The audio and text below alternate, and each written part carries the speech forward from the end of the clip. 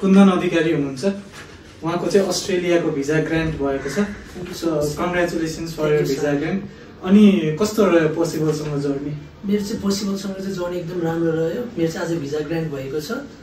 मैले चाहिँ almost 40 visa apply गरिसकेपछि 40 डेज जति कुरेर बसेँ अनि मलाई चाहिँ डर लागिसकेको थियो आउँछ कि आउँदैन जस्तो भएको थियो।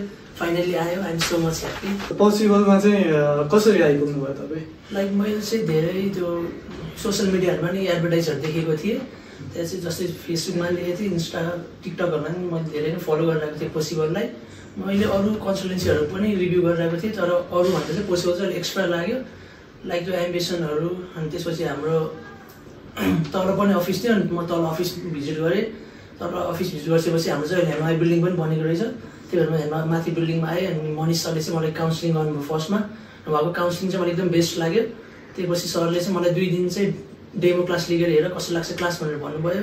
अनि म 2 दिन डेमो क्लास लिएँ। अनि त्यसपछि चाहिँ त्यहाँ रोहित सरहरू चाहिँ एकदम राम्रो लाग्यो, उहाँले पढाउने उहाँले बुझाउने चाहिँ एकदम राम्रो लाग्यो। प्लस पहिला मेरो दिदी पनि यो कन्सल्टेन्सीबाट जानुभएको, त्यही भएर पनि मलाई अलिक ट्रस्ट थियो यो कन्सल्टेन्सीमा। सो उहाँको प्यारेन्ट्स पनि हुनुहुन्छ हामीसँग, हजुरलाई पनि धेरै धेरै बधाई छ। कस्तो फिल भइरहेछ हजुरलाई? अब खुसी लागेछ हजुरहरूको मेहनतले, हजुरहरूको इमान्दारिताले अब यति राम्रोसँग चाहिँ अब बाबुको नाम निक्लियो। अब उहाँबाट यसरी आयो। हामीले अब यो कन्सल्टेन्सी पहिलादेखि नै विश्वास थियो। अनि अब धेरै ठाउँमा त छन् कन्सल्टेन्सीहरू त कतै पनि अब हामीलाई त्यति विश्वास लागेन। अनि त्यसै कारणले अब हामीलाई यही विश्वास लागेर हामीले हिँडा गऱ्यौँ। जे भयो नि हजुरहरूको भरोसामा हामीलाई एकदम खुसी लागेको छ, राम्रो सफल भयो। यस्तै गरेर चाहिँ अरू विद्यार्थी भाइ बहिनीहरू पनि यहाँ आएर चाहिँ फेरि सरहरूसँग चाहिँ उ गरेर यहीँबाट चाहिँ गर्दाखेरि राम्रो हुन्छ भन्ने मेरो भनाइ छ। तर सबै कन्सल्टेन्सी छ, तर हामीलाई चाहिँ विशेष मन परेको र विश्वास लागेको चाहिँ यही पोसिबलबाटै हो। त्यसै कारणले हजुरहरूलाई धेरै धेरै धन्यवाद छ सर।